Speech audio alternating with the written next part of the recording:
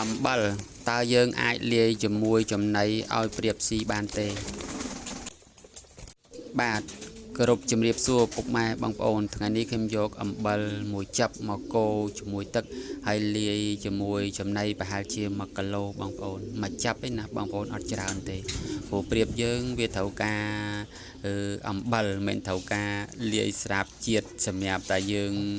អាំងសម្រាប់យើងធ្វើស៊ុបទេបងប្អូនឯពួកអីវាត្រូវការអំបិលនឹងដើម្បីឲ្យមេបានោះវាធ្វើឲ្យសម្បកពងវារឹងបានល្អបងប្អូនហើយអំបិលនេះធ្វើឲ្យប្រៀបយើងនឹងមានឈាមដើរស្រួលហើយនឹងរក្សាប្រព័ន្ធប្រសាទឲ្យប្រៀបយើងហាលហួនដូចជាលេងច្រើនហើច្រើនរត់ច្រើនអញ្ចឹងបងប្អូនតែបងប្អូនដាក់តាមកអាទិត្យម្ដងអីទេណាបងប្អូនមិនដាក់រាល់ថ្ងៃទេមួយអាទិត្យយើងលាយម្ដងយើងលាយចាប់គឺយើងអត់ដាក់ច្រើនពេកទេដាក់ច្រើនពេកវាធ្វើឲ្យប្រៀបយើងស្រេកទឹកខ្លាំងហើយធ្វើឲ្យប្រៀបយើងនឹងអាចស្លាប់ដែរព្រោះយើងដាក់បានតាមកចាប់អីទេនៅក្នុងចំនួន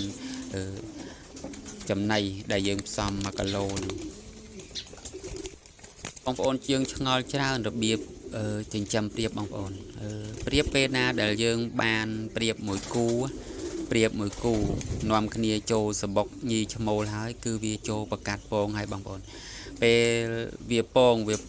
នៅពេលរសៀលប្រៀបហើយវាពងតែ2គ្រាប់ទេពងវាអត់ពងដំណើរគ្នាទេបងប្អូនវាអាចពងមួយគ្រាប់ម្លងមួយថ្ងៃឬមួយក៏2ថ្ងៃតាមស្ថានភាពនិងសកម្មភាពរស់នៅហើយក្នុងរយៈពេលប្រៀបពងគឺយើងអត់ឲ្យប្រៀបផ្អើលទេបងប្អូនហើយប្រៀបវាក្រាប18ថ្ងៃវានឹងចាប់ដើមញាស់ដល់ពេលវាញាស់ហើយវាបញ្ចុកកូនវា15ថ្ងៃទៅ20ថ្ងៃវានឹងចាប់ដើមពងម្ដងទៀតអញ្ចឹងយើងចាប់ដើមរៀបសម្បុកម្ដងទៀតមកហើយកូនវាគឺវានៅបញ្ចុកដដាលហ្នឹងបងប្អូនក្នុងរយៈពេលដែលប្រៀបបញ្ចុកចំណុកចុកចំណីកូនបងប្អូនទៅថែមចំណីបន្តិចទៅបងប្អូនដើម្បីឲ្យប្រៀបយើងនឹងបានសុខភាពល្អពួកអីវាត្រូវការចំណាយបញ្ចុកចំណីកូនច្រើនអញ្ចឹងណាបងប្អូន